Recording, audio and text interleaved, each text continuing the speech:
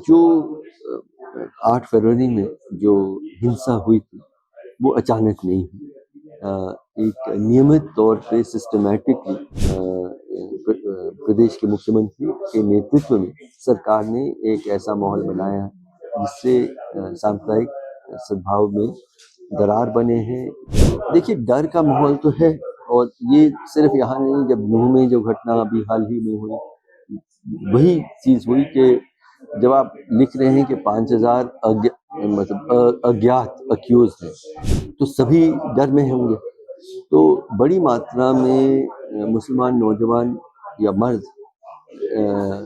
पलायन कर रहे हैं। और ख़ास करके मैं 6 ज़िलों में डीएम रहा हूँ। डीएम के अधिकार क्या हैं, जिम्मेदारियाँ क्या हैं, वो बहुत अच्छी तरह से समझता हूँ।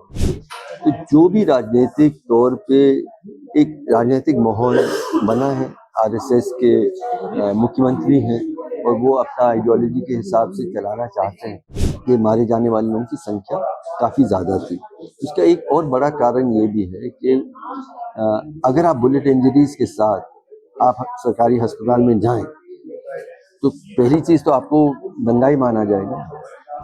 तो लोग क्या वो छिपे हुए हैं, डरे हुए हैं, अपने इलाज के लिए गए हैं या नहीं गए हैं, ये मतलब कर्फ्यू जब खत्म होगा, चीज़ें लोग सामने आ पाएंगे तो कुछ स्थितियाँ और साफ होंगी। बहुत दुर्भाग्यपूर्ण स्थिति है। सबसे पहले मैं कहना चाह रहा हूँ कि ये हिंसा भी जो हुई, ये कोई कौमी हिंसा नहीं थी। ऐसा नहीं कि वहाँ के हिंदू नागरिकों ने वहाँ के मुसलमान नागरिकों के खिलाफ या दूसरी तरफ मुसलमान नागरिकों ने हिंदू नागरिकों के खिलाफ किस तरह की हिंसा की। ये प्रशासन और सरकार ने एक किस्म की कार्रवाई की, एक तरीके की कार्रवाई की, जिसके कारण से हिंसा हुई। और उसको एक मतलब उसको ऐसा स्वरूप दिया जा रहा है जहाँ जिसमें एक कौम के लोगों को ही उसके लिए जिम्मेदार ठहराया गया। उससे जो सांप्रदायिक सद्भाव की परंपरा उत्तराखंड की और उस शहर की है, वो टूट गया है, बिखर गया है पहली बार। वो मुझे सबसे खतरनाक उसका पहलू लगता है। और ऐसे दरार जब एक बन जाते हैं समाज में, उनको जुड़ना मुश्किल होता है और बहुत कुछ हम लोगों को मेहनत करनी पड़ेगी। और तात्कालिक तौर पे जो नाइंसाफ़ी हो रही है, धरपकड़ हो रहा है, लीगल और इलीगल डिटेंशंस हो रहे हैं, उस सब के भी परिणाम हम वहाँ देख रहे हैं। लोगों की तरफ से डायरेक्ट वहाँ की जो डीएम है वंदना सिंह, उन पर आरोप लगाए जा रहे हैं कि वो कार्रवाई कर रही हैं और उनकी ही प्रशासनिक फेलियर की वजह से ये सब चीजें हुई हैं। इस पर आपका क्या है? नहीं, मैं इस आकलन से सहमत हूँ। और ख़ास करके मैं 6 ज़िलों में डीएम रहा हूँ। डीएम के अधिकार क्या हैं, जिम्मेदारियाँ क्या हैं, वो बहुत अच्छी तरह से समझता हूँ। तो जो भी राजनीतिक तौर पे एक राजनीतिक माहौल बना है, आरएसएस के मुख्यमंत्री हैं और वो अपना आइडियोलॉजी के हिसाब से चलाना चाहते हैं, लेकिन प्रशासन इसलिए खड़ा है कि वो संविधान की रक्षा करे और जो कमज़ोर वर्ग का व्यक्ति है, उस समूह है, उनकी रक्षा करेगा।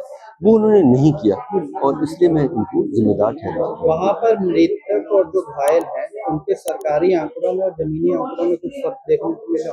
देखिए, क्योंकि हमें उस क्षेत्र के अंदर जाने की इजाज़त नहीं मिली, ना अस्पताल जाने की, तो हम मतलब स्ट्रांगली इसका जवाब नहीं दे सकते। लेकिन ये ज़रूर कह सकता हूँ कि आरोप या शंका प्रभावित लोगों की बहुत है कि मारे जाने वाले लोगों की संख्या काफ़ी ज़्यादा थी। इसका एक और बड़ा कारण ये भी है कि अगर आप बुलेट इंजरीज के साथ आप सरकारी अस्पताल में जाएं, तो पहली चीज़ तो आपको दंगाई माना जाएगा। तो लोग क्या वो छिपे हुए हैं, डरे हुए हैं, अपने इलाज के लिए गए हैं या नहीं गए हैं, ये मतलब कर्फ्यू जब खत्म होगा, चीज़ें लोग सामने आ पाएंगे तो कुछ स्थितियाँ और साफ होंगी। लगातार एक आंकड़ा बाहर सामने आ रहा है कि 300 मुस्लिम परिवारों ने जो हिंसाग्रस्त इलाके थे वहाँ से पलायन कर लिया है। उस पर क्या है स्थिति? देखिए, डर का माहौल तो है, और ये सिर्फ यहाँ नहीं, जब नूह में जो घटना अभी हाल ही में हुई, वही चीज़ हुई कि जब आप लिख रहे हैं कि 5,000 अज्ञात अक्यूज हैं, तो सभी डर में होंगे। तो बड़ी मात्रा में मुसलमान नौजवान या मर्द पलायन कर रहे हैं, ऐसे हमने सुना है। डर कितनी संख्या में गए हैं वो तो मालूम नहीं है, लेकिन जब तक सरकार आश्वस्त नहीं करे, लोगों को आश्वासन नहीं दे कि उनके साथ न्याय होगा, तब तक ये इस तरह के डर में लोग पलायन तो करेंगे। आखिरी सवाल कि आप लोगों ने जो फैक्ट फाइंडिंग रिपोर्ट रिलीज की है, अगर मैं इसे 2 लाइनों में पूछूं तो आप इसको कैसे समराइज करेंगे? 2 लाइनों में मुश्किल है, पर मैं ये कह रहा हूँ, चलिए इतना मैं कहता हूँ कि जो 8 फरवरी में जो हिंसा हुई थी, वो अचानक नहीं हुई।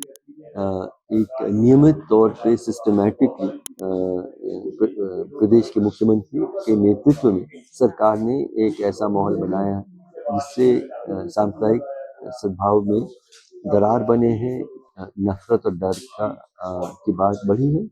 मज़ार, जिहाद जैसे लफ्ज़ों का इस्तेमाल मुख्यमंत्री खुद करते हैं।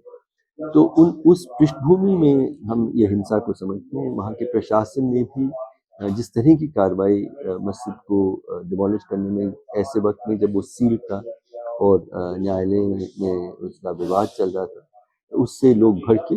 लेकिन आखिरी में ये कहना चाहता हूँ कि जो भी परिस्थिति थी, हिंसा जो हुआ था बहुत दुर्भाग्यपूर्ण है और उसको किसी तरह का जस्टिफिकेशन नहीं हो सकता। आपके साथ जुल्म भी हो तो हमें और तरीकों से उसका विरोध करने का रास्ता ढूंढना है।